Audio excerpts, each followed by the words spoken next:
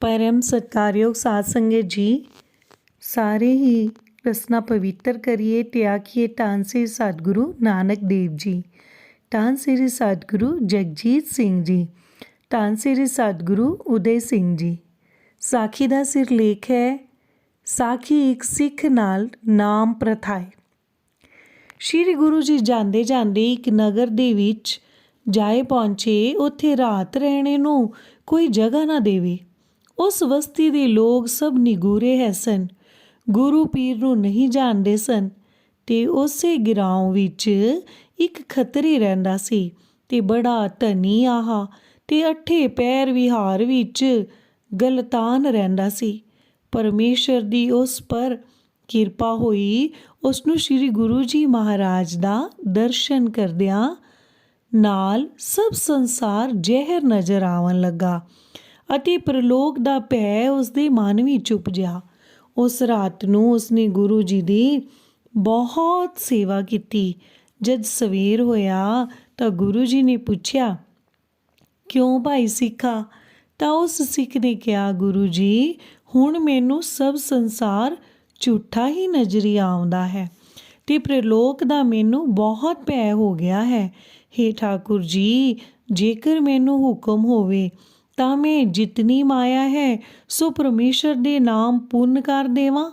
ਤਾਂ ਸ਼੍ਰੀ ਗੁਰੂ ਜੀ ਕਿਹਾ, ਭਾਈ ਸਿੱਖਾ, ਇਹ ਮਾਇਆ ਸ਼੍ਰੀ ਕਰਤਾਰ ਜੀ ਕੇ ਨਾਮ ਪੈ ਲੁਟਾਏ ਦੇ।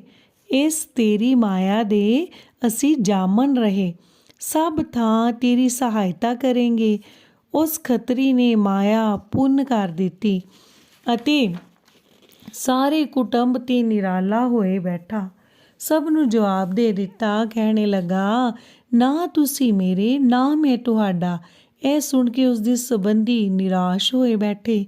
ਤਾਂ ਗੁਰੂ ਜੀ ਕਿਹਾ, ਭਾਈ ਸਿੱਖਾ, ਜੋ ਕਿਰਤ ਕਰਕੇ ਲਿਆਵੇ ਸੋ ਵੰਡ ਕੇ ਖਾਇਆ ਕਰੀ। ਤਾਂ ਉਸ ਸਿੱਖ ਨੇ ਗੁਰੂ ਕਾ ਬਚਨ ਮੰਨਿਆ। ਤਾਂ ਗੁਰੂ ਜੀ ਉਸ ਖੱਤਰੀ ਕੋ ਸਿੱਖ ਕਰਕੇ ਵਿਦਿਆ ਹੋਏਗੇ।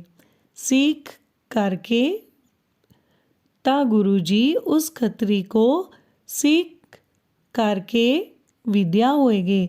ਤਾਂ ਉਹ ਸਿੱਖ ਇਕੱਲਾ ਰਹਿ ਗਿਆ। ਸਭ ਬੰਧਨ ਉਹਦੇ ਕਰਤਾਰ ਨੇ ਦੂਰ ਕੀਤੇ।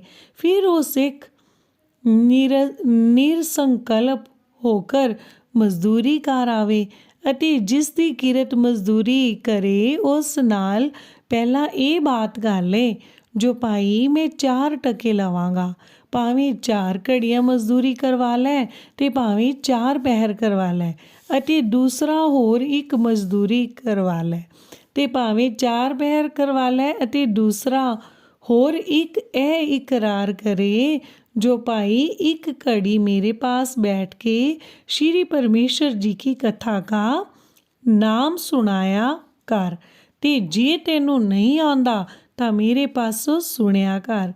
जिस ग्रां विच ओ सिख रहिंदा सी, उस नगर विच एक शाहूकार है सी।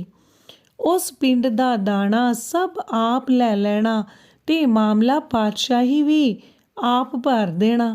ਇਸੇ ਤਰ੍ਹਾਂ ਕਰਦਿਆਂ ਨੂੰ ਬਹੁਤ ਚਿਰ ਗੁਜ਼ਰ ਗਿਆ ਸੀ। ਤਾਂ ਇੱਕ ਬਰਸ ਆਇਆ ਤੇ ਉਹ ਸ਼ਾਹੂਕਾਰ ਫਸਲ ਇਕੱਠਾ ਕਰਨ ਆਇਆ ਸੀ। ਜਾਂ 5-7 ਦਿਨ ਗੁਜ਼ਰੇ ਤਾਂ ਉਸ ਸ਼ਾਹੂਕਾਰ ਦੇ ਘਰੋਂ ਚਿੱਠੀ ਆਈ। ਉਸ ਚਿੱਠੀ ਵਿੱਚ ਇਹ ਲਿਖਿਆ ਹੋਇਆ ਸੀ ਕਿ ਸ਼ਾਹ ਜੀ, ਇਹ ਕਾਗਜ਼ ਵੇਖਦਿਆਂ ਘਰ ਨੂੰ ਚੱਲੇ ਆਉਣਾ। ਜੇ ਪਾਣੀ ਦਾ ਘੁੱਟ ਪੀਵੋ ਤਾਂ ਤੁਰ ਕੇ ਪੀਣਾ। ਜੇਕਰ ਕੋਈ ਕੰਮ ਜ਼ਰੂਰਤ ਦਾ ਹੋਵੇ ਤਾਂ ਉਹ ਕੰਮ ਫੇਰ ਕਰ ਲੈਣਾ, ਪਰ ਘਰ ਨੂੰ ਤੁਰ ਆਉਣਾ, ਦੇਰ ਨਹੀਂ ਕਰਨੀ। ਉਸ ਸ਼ਾਹੂਕਾਰ ਚਿੱਠੀ ਪੜ੍ਹ ਕਰ ਉਸ ਪਿੰਡ ਦੇ ਚੌਧਰੀ ਨੂੰ ਸਦਵਾਏ ਕੇ ਆਖਿਆ, ਪੰਚ ਜੀ, ਮੇਰੇ ਘਰੋਂ ਸੁਨੇਹਾ ਆਇਆ ਹੈ ਤਾਂ ਮੈਂ ਘਰ ਨੂੰ ਜ਼ਰੂਰ ਜਾਣਾ ਹੈ। ਮੇਰੇ ਨਾਲ ਇੱਕ ਆਦਮੀ ਦੇਵੋ ਤਾਂ ਮੈਨੂੰ ਘਰ ਛੱਡ ਆਵੇ ਤੇ ਬਾਕੀ ਹਿਸਾਬ ਮੈਂ ਆਣ ਕੇ ਕਰਾਂਗਾ।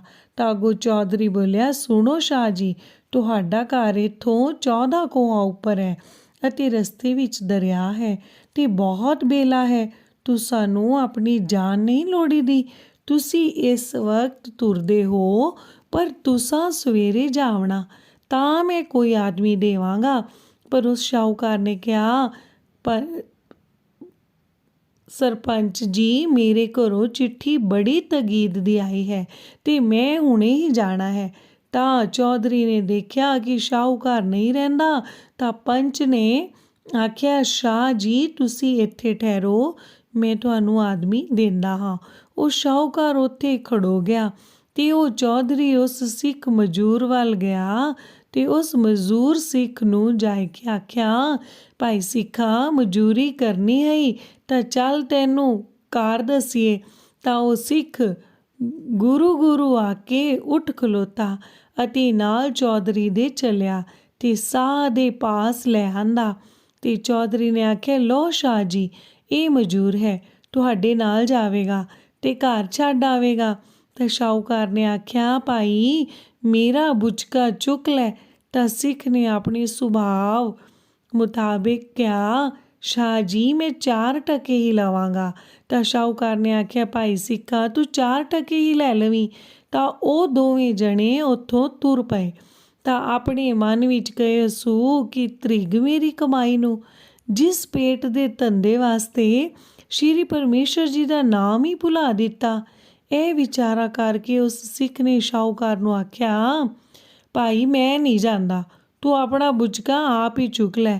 ਤਾਂ ਸ਼ਾਹੂਕਾਰ ਨੇ ਕਿਹਾ, ਕਿਉਂ ਭਾਈ ਸਿੱਖਾ, ਤੂੰ ਦਿਲਗੀਰ ਕਿਉਂ ਹੁੰਦਾ ਹੈ?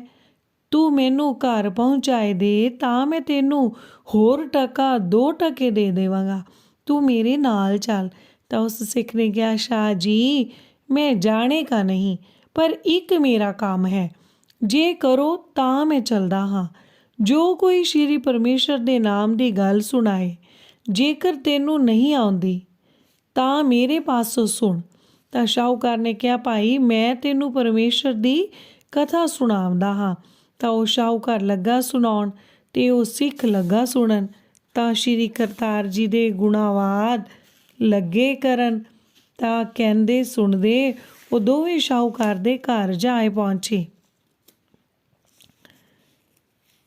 ਤਾਂ ਸ਼ਾਹੂਕਾਰ ਆਪਣੇ ਕੁਟੁੰਬ ਨੂੰ ਮਿਲਿਆ ਅਤੇ ਜਿਸ ਵਾਸਤੇ ਸੰਬੰਧੀਆਂ ਬੁਲਾਇਆ ਸੀ ਉਹ ਵਾਰਤਾ ਕੀਤੀ। ਤਾਂ ਸਿੱਖ ਨੂੰ ਮੰਜਾ ਢਾ ਦਿੱਤਾ ਤੇ ਸ਼ਾਹੂਕਾਰ ਵੀ ਆਪਣੀ ਖੁਸ਼ੀ ਨਾਲ ਸੁੱਤਾ। ਜਦ ਸਵੇਰ ਹੋਈ ਤਾਂ ਸੁੱਤੇ ਉੱਠੇ ਤਾਂ ਸਿੱਖ ਉਸ ਸ਼ਾਹੂਕਾਰ ਨੂੰ ਰਾਮ ਰਾਮ ਕਹਿ ਕਰ ਚੱਲਣ ਲੱਗਾ।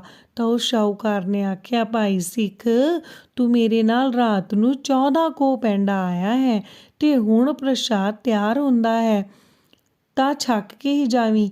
ਤਾਂ ਸਿੱਖ ਨੇ ਕਿਹਾ, ਭਲਾ ਸ਼ਾਹ ਜੀ, ਜਾਂ ਪ੍ਰਸ਼ਾਦ ਤਿਆਰ ਹੋਇਆ ਤਾਂ ਉਸ ਸਿੱਖ ਨੂੰ ਪ੍ਰਸ਼ਾਦ ਛਕਾ ਕੇ ਤੇ ਸ਼ਾਹੂਕਾਰ ਨੇ ਆਪਣੇ ਪੁੱਤਰ ਨੂੰ ਆਖਿਆ ਕਿ ਇਸ ਨੂੰ 4 ਟਕੇ ਲਿਆਏ ਕਰ ਦੇਹੋ। ਤਾਂ ਉਸਦੇ ਪੁੱਤਰ ਨੇ ਟਕੇ ਆਣ ਦਿੱਤੇ।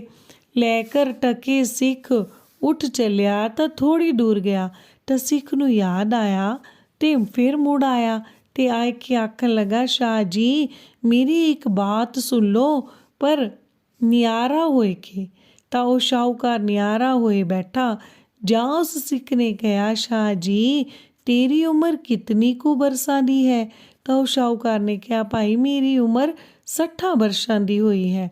ਤਾਂ ਉਸ ਸਿੱਖ ਨੇ ਕਿਹਾ, ਸ਼ਾਹ ਜੀ ਤੂੰ ਆਖਦਾ ਹੈ ਜੋ ਮੇਰੀ 60 ਬਰਸਾਂ ਦੀ ਉਮਰ ਹੈ ਅਤੇ ਉਸ ਪਰਮੇਸ਼ਰ ਦੇ ਘਰ ਵਿੱਚ ਤਾਂ ਤੇਰੀ ਸਭ ਗੈਰ ਹਾਜ਼ਰੀ ਹੀ ਹੈ, ਪਰ ਉੱਥੇ ਤਾਂ 4 ਘੜੀਆਂ ਹੀ ਕਬੂਲ ਪਈਆਂ ਹਨ। ਪਰ ਸ਼ਾਹ ਜੀ ਇੱਕ ਗੱਲ ਮੇਰੀ ਸੁਣ, ਸ਼ਾਹ ਜੀ ਤੇਰੀ ਉਮਰ ਸਭ ਹੋ ਚੁੱਕੀ ਹੈ, ਅੱਜ ਤੋਂ 7 ਦਿਨਾਂ ਨੂੰ ਤੂੰ ਕਾਲਵਾਸ ਹੋ ਜਾਣਾ ਹੈ। ਤਾਂ ਤੈਨੂੰ ਧਰਮਰਾਜ ਕਹੇਗਾ, ਇਸ ਦਾ ਫਲ ਪਹਿਲਾਂ ਲੈਣਾ ਹੈ ਕਿ ਪਿੱਛੋਂ? ਤਾਂ ਕਹੀਂ ਜੀ ਮੈਨੂੰ 4 ਘੜੀਆਂ ਸੱਚਖੰਡ ਵਿੱਚ ਸੰਤਾਂ ਦਾ ਦਰਸ਼ਨ ਕਰਵਾ ਲਵੋ। ਜਾਂ ਧਰਮਰਾਜ ਕਹੇਗਾ, ਇਸ ਨੂੰ ਸੱਚਖੰਡ ਵਿੱਚ ਸੰਤਾਂ ਦਾ ਦਰਸ਼ਨ ਕਰਾ ਲਿਆਓ, ਤਾਂ ਤੂੰ ਉੱਥੇ ਜਾਵੇਂਗਾ ਤੇ ਅੱਜ ਰਾਤ ਦੇ ਨਾਮ ਦਾ ਫਲ ਤੈਨੂੰ ਮਿਲੇਗਾ। ਇਹ ਬਾਤ ਸਭ ਕਹਿ ਕਰ ਸਿੱਖ ਉੱਥੋਂ ਚੱਲਦਾ ਰਿਹਾ ਤੇ ਸ਼ਾਹੂਕਾਰ ਨੂੰ ਆਪਣੀ ਮ੍ਰਿਤਿੂ ਦਾ ਭਉ ਆਣ ਵਿਆਪਿਆ। ਤਾਂ ਉਸ ਸ਼ਾਹੂਕਾਰ ਨੇ ਆਪਣੇ ਸੰਬੰਧੀਆਂ ਨੂੰ ਸੱਦ ਕੇ ਸਭ ਵਿਹਾਰ ਸੌਂਪ ਦਿੱਤਾ ਤੇ ਆਖਿਓ ਸੂ, ਜੋ ਮੈਂ 7 ਦਿਨਾਂ ਨੂੰ ਬਚ ਰਿਹਾ ਤਾਂ ਤੁਸੀਂ ਮੇਰੇ ਤੇ ਮੈਂ ਤੁਹਾਡਾ, ਤੇ ਜੇਕਰ ਮੈਂ ਚਲਾ ਗਿਆ ਤਾਂ ਤੁਸੀਂ ਜਾਣੋ, ਨਾ ਮੈਂ ਤੁਹਾਡਾ ਤੇ ਨਾ ਤੁਸੀਂ ਮੇਰੇ। ਇਹ ਬਾਤ ਕਹਿ ਕਰ ਸ਼ਾਹੂਕਾਰ ਇਕੰਤ ਹੋ ਬੈਠਾ ਲੱਗਾ ਕੁਛ ਪਰਮੇਸ਼ਰ ਦਾ ਨਾਮ ਜਪਣ। ਜਦ ਧਰਮ ਕਰਦੇ ਨੂੰ 7ਵਾਂ ਦਿਨ ਆਏ ਪਹੁੰਚਿਆ ਤਾਂ 7ਵੇਂ ਦਿਨ ਪਹਿਰ ਦਿਨ ਚੜ੍ਹੇ।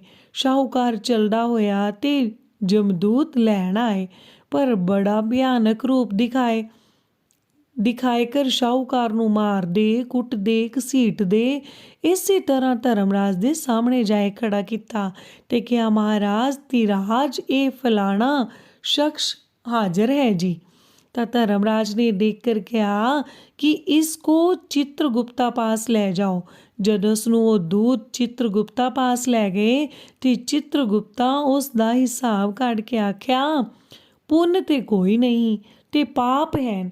ਤਾਂ ਉਹਨਾਂ ਕਿਹਾ, ਜੋ ਐਸੇ ਪਾਪੀ को राजा के पास ਲੈ चलो।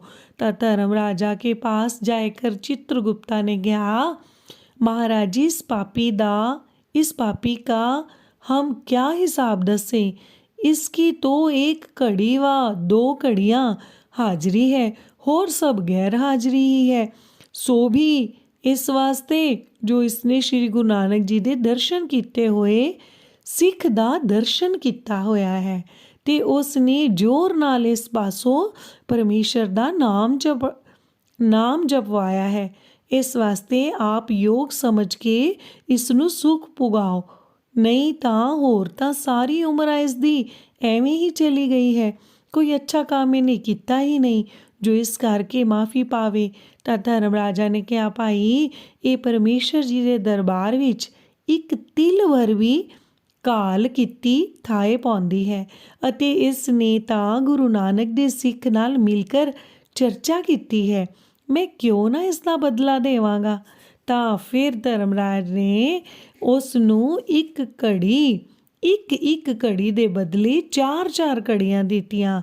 ਤਾਂ ਉਸ ਸ਼ਾਹ ਨੂੰ ਉਸ ਸਿੱਖ ਮਹਾਤਮਾ ਦੀ ਗੱਲ ਯਾਦ ਆਈ ਗਈ ਤਾਂ ਦਿਲ ਵਿੱਚ ਲੱਗਾ ਕਹਿਣ, ਜੇ ਮੈਂ ਜਾਣਦਾ ਕਿ ਨਾਮ ਦਾ ਐਡਾ ਪ੍ਰਤਾਪ ਹੈ ਤਾਂ ਸਾਰੀ ਉਮਰ ਮੈਂ ਨਾਮ ਹੀ ਜਪਦਾ ਰਹਿੰਦਾ ਤੇ ਵੰਡ ਖਾਂਦਾ, ਪਰ ਕੁਛ ਮੇਰੀ ਪੇਸ਼ ਨਹੀਂ ਜਾਂਦੀ ਅਤੇ ਜੈਸੀ ਉਸ ਸਿੱਖ ਨੇ ਬਾਤ ਕੀਤੀ ਸੀ ਤੈਸੀ ਮੇਰੇ ਨਾਲ ਗੁਜ਼ਰੀ ਹੈ।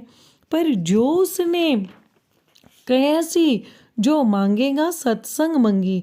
ਹੁਣ ਮੈਂ ਸੱਚਖੰਡ ਵਿੱਚ ਸਾਧਾਂ ਦਾ ਦਰਸ਼ਨ ਮੰਗਾ। ਤਾਂ ਉਸ ਸ਼ਾਹ ਨੇ ਕਿਹਾ, ਰਾਜਾ ਜੀ, ਮੈਨੂੰ ਮਿਹਰਬਾਨੀ ਕਰਕੇ ਸੱਚਖੰਡ ਵਿੱਚ ਸੰਤਾਂ ਦਾ ਦਰਸ਼ਨ ਕਰਨ ਦਾ ਹੁਕਮ ਦਿਓ। ਤਾਂ ਉਹ ਜਮਦੂਤ ਸ਼ਾਹੂਕਾਰ ਕੋ ਲੈ ਗਏ ਤੇ ਕਿਹਾ, ਨੇ 4 ਘੜੀਆਂ ਕੱਟ ਕੇ ਆਪੇ ਹੀ ਵਾਪਸ ਆ ਜਾਵੀਂ। ਜਦ ਉਹ ਸ਼ਾਹੂਕਾਰ ਉੱਥੇ ਪਹੁੰਚਾ ਤੇ ਕਿਆ ਦੇਖੇ, ਜੋ ਰਸਤੇ ਵਿੱਚ ਕੋਸ ਭਰ ਸੱਚਖੰਡ ਦੇ ਉਰੇ ਉਹ ਬੈਠ ਗਏ ਤੇ ਉਸ ਨੂੰ ਕਹਿੰਦੇ ਹਨ ਕਿ ਭਾਈ, ਸਾਨੂੰ ਸਾਧਾਂ ਦੇ ਆਸਣ ਵਿਖੇ हमको जाने का हुक्म नहीं है, सो तू 4 घड़ी दर्शन करके आपे ही वापस आ जाई। क्यों देख राजा जी, तेरे ताई एक के बदले 4 घड़ियां संतां का दर्शन दिता है। जे ना आवेगा ਤਾਂ ਤੈਨੂੰ ਅਸੀਂ ਮਾਰਾਂਗੇ ਤੇ ਧਰਮਰਾਜ ਦੇ ਪਾਸ ਲੈ ਚੱਲਾਂਗੇ।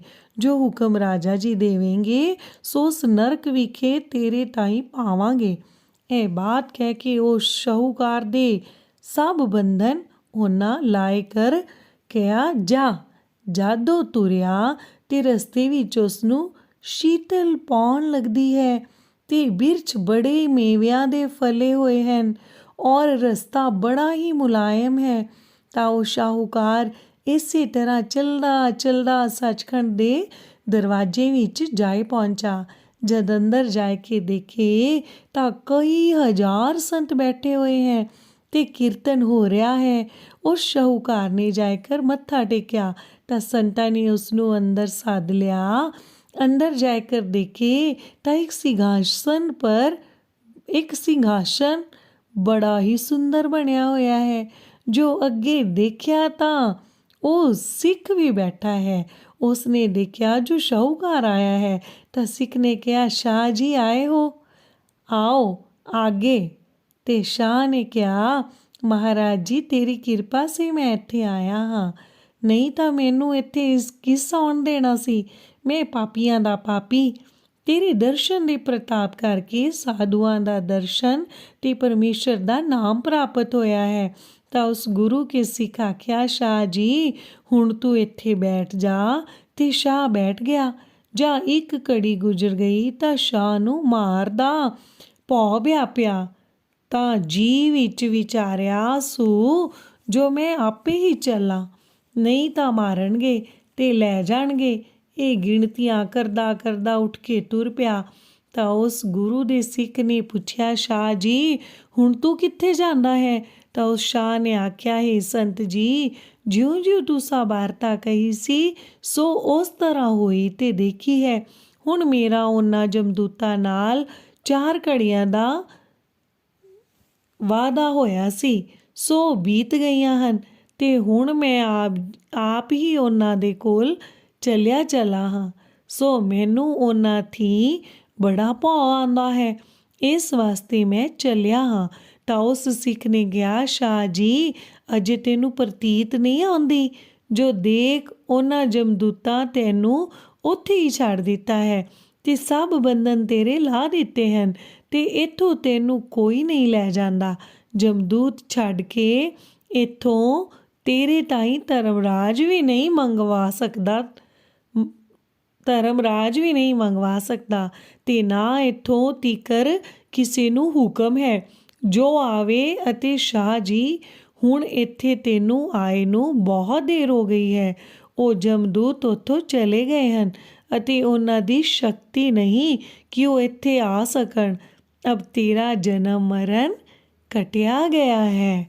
ਸਾਰੇ ਆਖੀਏ ਧੰਨ ਸ਼੍ਰੀ ਸਤਿਗੁਰੂ ਨਾਨਕ ਦੇਵ ਜੀ।